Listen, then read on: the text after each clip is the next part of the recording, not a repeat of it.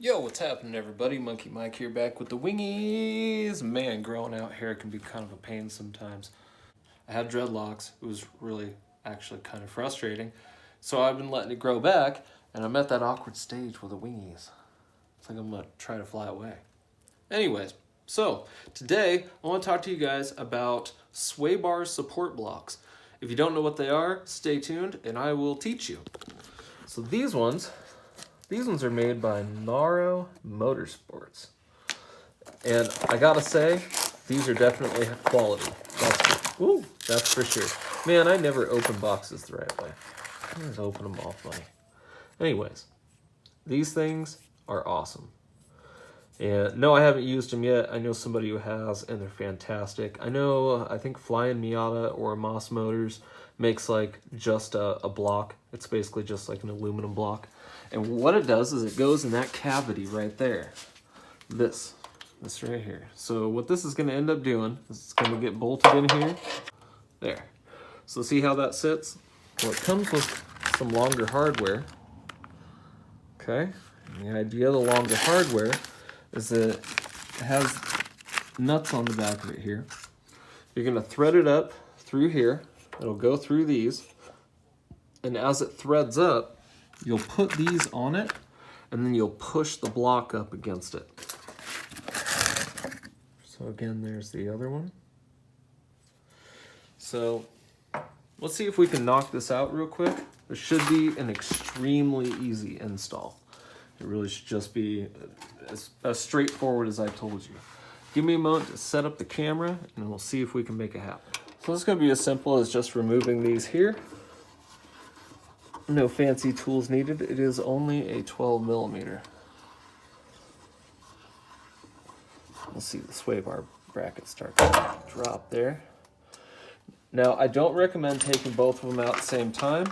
Let's go ahead and add the new hardware, one bolt at a time. Now, these are a fender or a rigid, they're like a lock washer. So I don't recommend using the washer there. I do recommend putting the washer on the bolt side, and then just go ahead and thread it up in there like you would have before. Should be the exact same thread type, and it is not the same bolt head. That'll now be a 13 millimeter rather than a 12. All right, let's go ahead and get the other one off. See how much room that we have. So we could go up just a little bit more if we wanted to, but I'm not really too terribly concerned about it. There's not a lot of pressure here needed to get this back up and into its place. Yeah, I could probably just lay down and press it up by hand. Let me give that a try. Obviously, I'm going through this so that you don't have to. We're gonna find out the best way to do this. And this is, only one side is up. Normally you'd have both sides hanging. Yep, there we go. That's more than enough. Let's get a few threads on before we actually release it. That way we don't have it pull. And again, before I start tightening, I'm going to push up on the bar to relieve some of that stress. All right. Take our Naroh motor, actually no, first, let's put the nuts on here, and you gotta put them on backwards. It may seem counterintuitive, but it is what needs to happen. And that's because those flange pieces, oh no. There we go. So once you got those down that much, you can go ahead and put your Naroh Motorsports sway bar block in here, sway bar support block, all the fancy words. You can see it sits fairly even. Let's just go ahead and get these tightened the rest of the way. Now, can you see why the nuts are there now? These aren't meant to go completely bottomed out. So now we would take these and we would turn these until they go up. I'm just as new at this as you are. You're literally watching me do it for the first time. That's kind of what this is about. Yeah, there it is. So I'm not going to tighten the actual bolts here completely.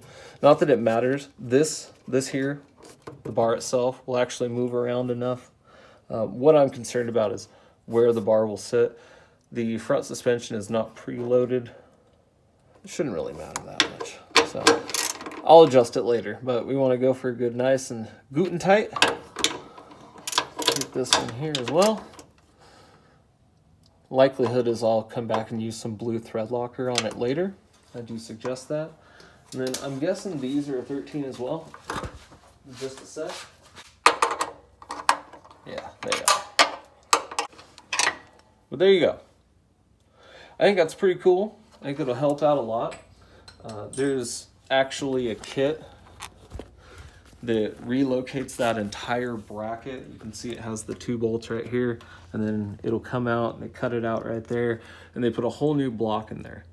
I don't see the point. This is going to reinforce this little piece here quite a bit, so we don't have any flex on that when we do use a sway bar for some heavy turning, because Toge runs, man. I mean, why else do you have a Miata besides maybe drifting and spanking on Mustangs when you have a turbo? We haven't even ran it yet. I don't even know if it's fast. Anyway, it's probably not fast. It's a Miata. It's going to be slow. I like my car. Leave me alone. All right, there it is, folks.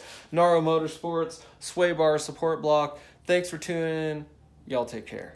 Peace.